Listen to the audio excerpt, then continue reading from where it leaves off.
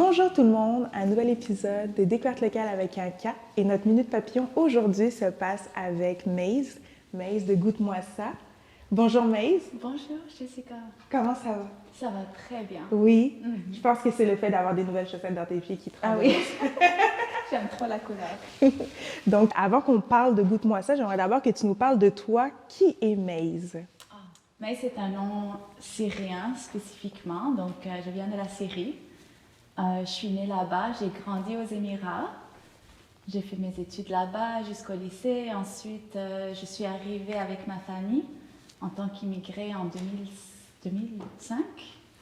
Ensuite, j'ai fait des études. J'ai fait principalement des études en génie. OK. Believe it or not.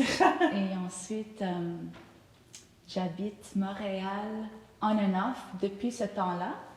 Mais entre-temps, j'ai quand même habité dans différents pays. Donc, je suis quelqu'un qui a quand même... Beaucoup voyagé. Ouais, j'ai comme une histoire qui vient pas de là, même si je me considère que ça fait assez longtemps que je suis à Montréal. Ouais. Ouais. OK, donc tu t'es approprié, tu es bien assimilé dans Montréal. Je crois que oui. Ouais. Comment est né Goûte-moi ça? Alors, Goûte-moi ça est né dans mon petit studio pendant un temps difficile dans ma vie où j'étais vraiment pas heureuse OK. au travail.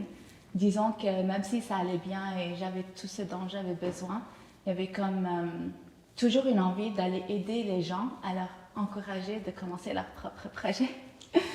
Puis à un moment donné, j'ai eu l'idée, je mangeais du za'atar dans ma petite cuisine de studio, puis je me disais, attends, mais cette idée, je la prends tellement pour acquis, mais finalement c'est une idée de génie. Puis je me suis rendu compte qu'au lieu d'aller encourager tout le monde, d'aller courir vers leurs rêves, il faudrait que moi je fasse quelque chose avec. Puis j'ai comme mis en arrière-plan jusqu'à temps où je me suis fait sortir de mon travail. Puis je m'étais dit, c'est le moment ou jamais. Donc je vais tenter. Je vais tenter sans me mettre de la pression. Et ensuite, j'ai commencé à faire un marché à l'université Concordia qui coûtait absolument rien, puis qui occupait mon temps. Donc j'allais là toutes les semaines. J'essayais mon idée, j'essayais des nouvelles saveurs. J'avais toujours des gens excités de savoir quelle est la saveur cette semaine.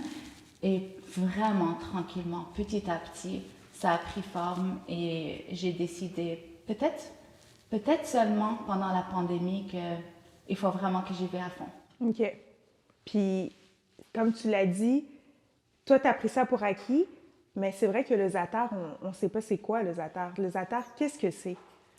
Alors, c'est un mélange d'épices qui existe sur tous les comptoirs de toutes les maisons arabophones partout dans le monde, OK.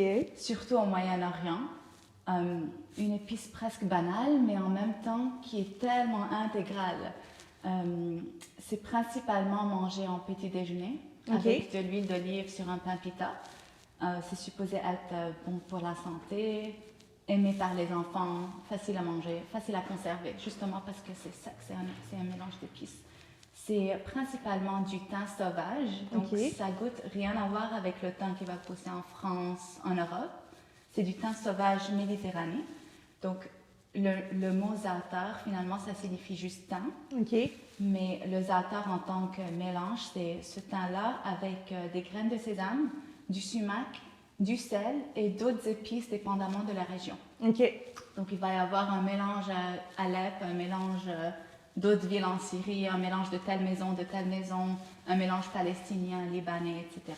OK. Puis là, le tien, il a une inspiration. D'où est-ce qu'elle vient son inspiration? Est-ce que c'est de la Syrie? Est-ce que c'est des Émirats?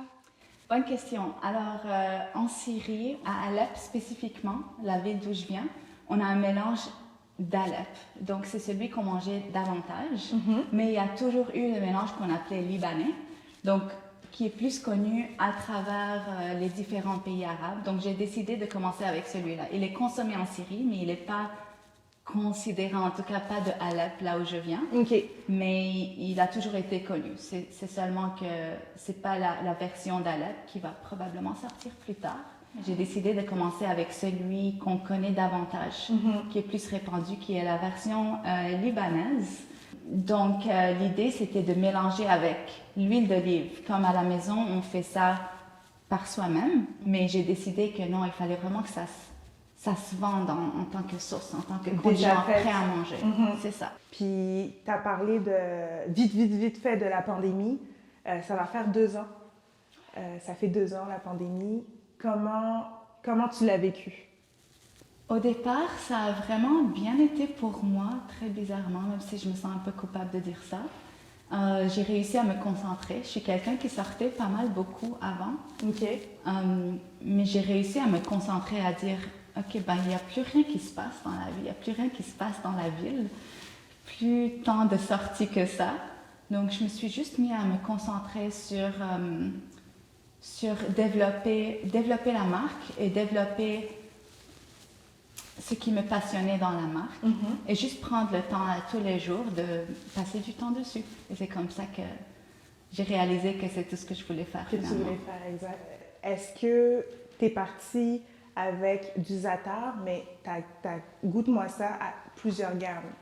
Donc, est-ce que tu veux nous en parler? Qu'est-ce qu'on retrouve d'autre à part le za'atar? Oui, alors le za'atar, il y en a 2 saveurs.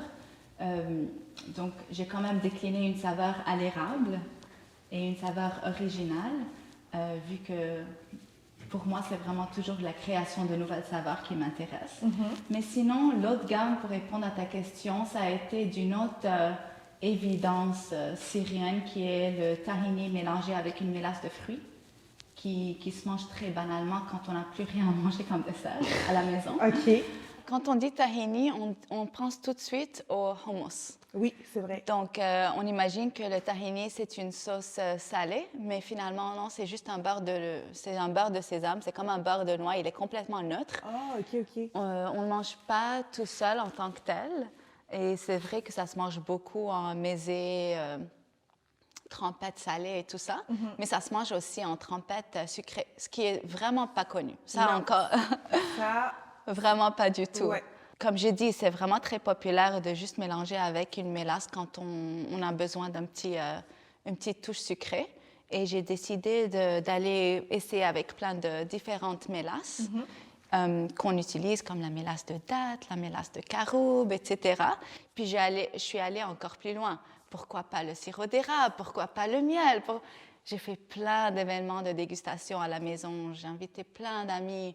Donc, finalement, il fallait que je me décide sur quelques saveurs. J'ai fait des sondages et je suis arrivée à 3 saveurs que j'ai aujourd'hui. Puis les 3 saveurs, c'est? Alors, sirop d'érable et gingembre, qui est celui-là, Oui. pour justement la boîte saisonnière. Le deuxième, il est au café et cardamome. Donc, c'est une saveur qu'on appelait Abu Dhabi jadis. OK. Comme le café se buvait avec de la cardamome. Oh, OK. Quand j'étais dans ce pays-là, c'était...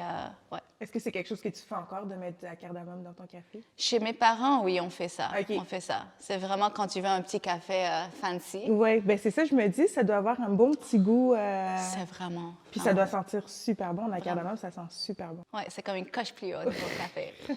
Puis la troisième, c'est au chocolat et pomme grenade. Et celui-là, il s'appelait comment?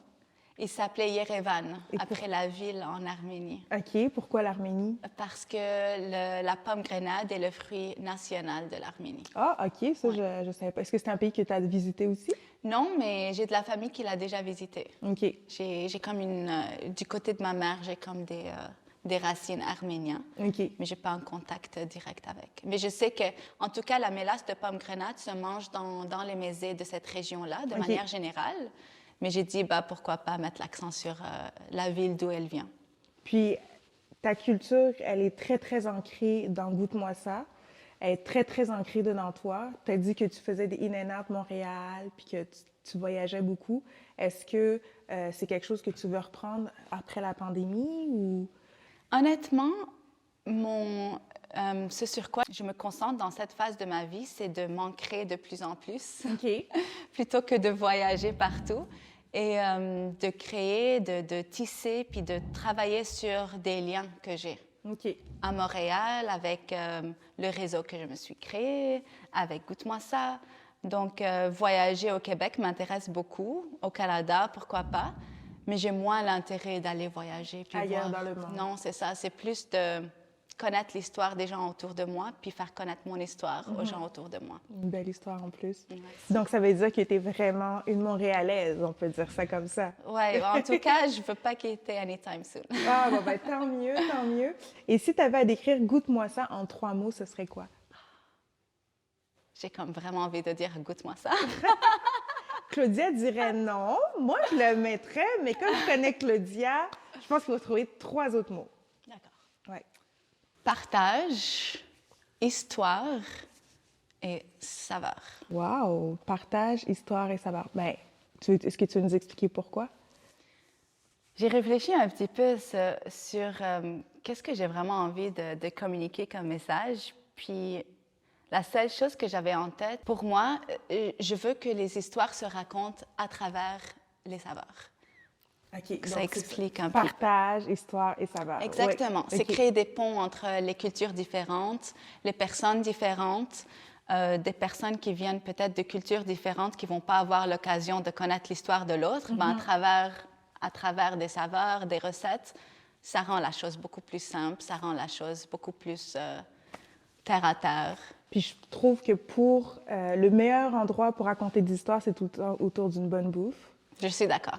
Oui, donc quand il y a de la nourriture, d'habitude, quand l'appétit va, tout va, comme chantait Balou ou Astérix, c'est ta visée dans le mille. Exact. Et là, tu as fait ton entrée chez Métro. Oui, alors c'est métro à Laval OK. spécifiquement. C'est pas métro en gros. Il y a un métro à Laval près du métro Montmorency. Donc, je suis disponible là-bas. Fait que les gens vont pouvoir aller le chercher directement sur place. Oui. Ou sinon, ils peuvent le trouver sur ton site Internet. Mon site Internet et il y a plusieurs points de vente sur la Rive-Sud et à Montréal aussi. Super. Puis ils peuvent le retrouver aussi dans la boîte Minute Papillon. Tout à fait. Et avant qu'on se quitte, quel serait ton conseil pour les personnes qui nous regardent? Quel est ton conseil quand toi, tu prends un moment pour toi? Quand la vie va trop vite ou il y a beaucoup de choses qui se passent, qu'est-ce que tu fais pour te recentrer? C'est quoi ton moment zen? Un conseil que tu pourrais donner, quelque chose qui t'a aidé, toi? Ouais. Je dirais très spontanément, appelle un ami, appelle une amie. Juste parle avec quelqu'un, juste dis « Allô, comment tu vas? » Puis même si tu parles même pas de comment toi tu vas, même si tu dévoiles pas grand-chose, le fait de connecter avec quelqu'un d'autre va te faire sentir instantanément mieux. C'est un excellent conseil. Donc, c'était notre moment Minute Papillon avec Maze. Maze, merci encore d'embarquer avec nous. Merci, Jessica. De faire partie de la grande famille de Découvertes locales. Et n'oubliez pas de nous suivre sur les réseaux sociaux, de liker cette page, cliquez sur la petite cloche et on se dit à très bientôt. Donc, c'était Découvertes locales avec un K, Jessica Rose et Maze. Merci. Bye bye!